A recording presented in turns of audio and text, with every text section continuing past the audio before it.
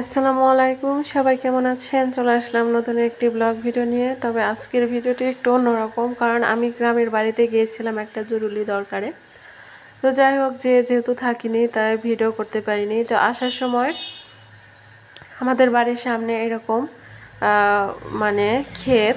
তো এই ক্ষেতে অনেক সুন্দর, মানে পুরা ক্ষেতই দেখুন, মানে যতগুলা জমি আছে সব জমিতেই এরকম সর্ষে ফুলের চাষ করতেছে। তো দেখতে এত ভালো লাগছিল কি বলবো। তো ভাবলাম যে একটু ক্যামেরা বন্দি করি আর কি। তো আসলে গ্রামের পরিবেশ কিন্তু অনেক সুন্দর, মানে প্রকৃতির যে এত সুন্দর দৃশ্য যা দেখলে আসলে চোখটা জুড়িয়ে যায়। তো যাই হোক, আমি রাস্তা দিয়ে একটু মেঠো পথ দিয়ে হাঁটছিলাম আর এগুলো একটু ভিডিও করছিলাম।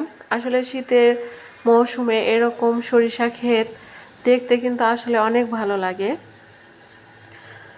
তো এদিকে আবার দেখতে দেখতে দেখি একটা ছোট্ট ফুলের মতো একটা বাচ্চা, সেও এসে দাঁড়িয়েছে।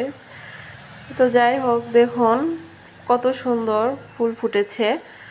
এদিকে দেখতেও যেমন ভালো লাগতেছে, তেমনি এরকম সরিষা ফুলের ঘ্রাণও কিন্তু চোখে মানে নাকে আসতেছে, যা মানে ঘ্রাণ শুঁকতে অনেক ভালো লাগতেছে।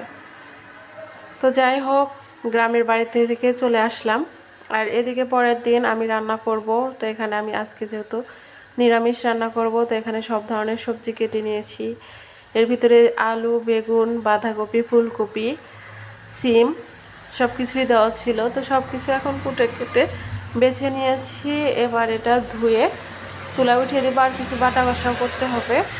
তো একটা হাঁড়ি নিয়েছি, প্রথমে চুলাটা কিন্তু আমি অন করে দিয়েছি। এর ভিতরে এখন আমি সবজিটা ঢেলে দিলাম। তো সবজিটা ঢেলে দেওয়ার পরে এখানে একে একে আমি এখানে সবগুলো দিয়ে দেবো। এখানে শুধু মুসুর ডাল দিয়ে আজকে নিরামিষ রান্না করব, তো মুসুর ডালটাও দিয়ে দিলাম। এবার এখানে আমি কিছু বাটা কষা করে রেখেছি, এখানে মরিচ বেটে রেখে দিয়েছি। আর এখানে গরম মশলা ছিল, সাদা গোটা, কালো গোটা, দারচালা, জিরা, আদা, রসুন সবগুলো একসাথে বেটে দিয়েছি। তো সব বাটা কষায় দিয়ে দিলাম। এখন দিয়ে দিচ্ছি লবণ,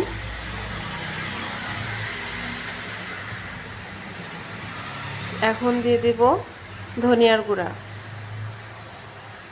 আর কিছু পরিমাণ তেল দিয়ে এটা ঢাকনাতে ঢেকে দেব। তো হলুদ এখন দিলেও চলে, পরে দিলেও চলে। আমি পরে দিই, কিন্তু আজকে ভাবলাম যে সাথে সাথে দিয়ে দিই। আসলে পরে দিলে হয় কি, মানে ডালটা ফুটতে তো সময় লাগে, আর যেহেতু হলুদ দিলে ডালটা তেমন তাড়াতাড়ি ফুটতে চায় না, তো সেজন্য কিন্তু হলুদ পরে ব্যবহার করাই ভালো। তো যাই হোক, এখন আমি চুলাটা বসিয়ে দিয়েছি, আর যতটুকু পানি উঠেছিল সেই পানি দিয়ে কিন্তু আমি ভালোভাবে কষিয়ে নিয়েছি। এবার এর ভিতরে আমি ঝোলের পানি দিয়ে দিচ্ছি। পরিমাণ ঝোলের পানি দিয়ে আমি এটা এখন আরও কিছুক্ষণ জাল করে নেব, নিয়ে তারপরে এটা বাগার দিতে হবে। আর এদিকে আমি কিছুটা বেগুনও কেটে নিচ্ছিলাম, সাথে বেগুন চাক ভাজি করব। তো আমি কিন্তু সাজ করে কেটে নিয়েছি। আর এই তো তরকারিতে বলক চলে এসেছে, এবার এটা বাগার দিয়ে নেব। তো আমি আরেকটি পাত্রে ঢেলে নিয়েছি। এখন চুলাটা অন করে দিয়েছি, চুলার ভিতরে একটা হাঁড়ি দিয়ে ওর ভিতরে তেল আর পেঁয়াজ ভাজতে দিয়েছি, আর রসুন কুচিও দিয়েছি।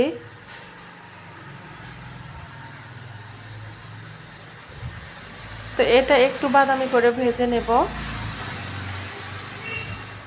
তো বাদামি করে ভেজে নিয়েছি। এবার এর ভিতরে আমি দিয়ে দিচ্ছি পাঁচফোড়ন দিয়ে একটু নেড়ে চেড়ে তারপরে এর ভিতরে আমি সেই সবজিটা কিন্তু ঢেলে দেবো। আসলে এক হাতে ক্যামেরা ধরে দেওয়া যায় না দেখে ক্যামেরাটা অফ করেই কিন্তু এখন আমি ঢেলে দিচ্ছিলাম।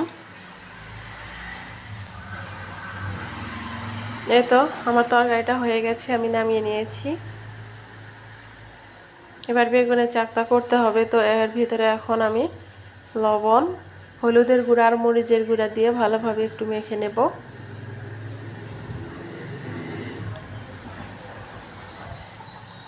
আরেকটি কথা, যারা আজকে আমার চ্যানেলে প্রথম এসেছেন প্লিজ আমার চ্যানেলটিকে সাবস্ক্রাইব করে পাশে থাকবেন।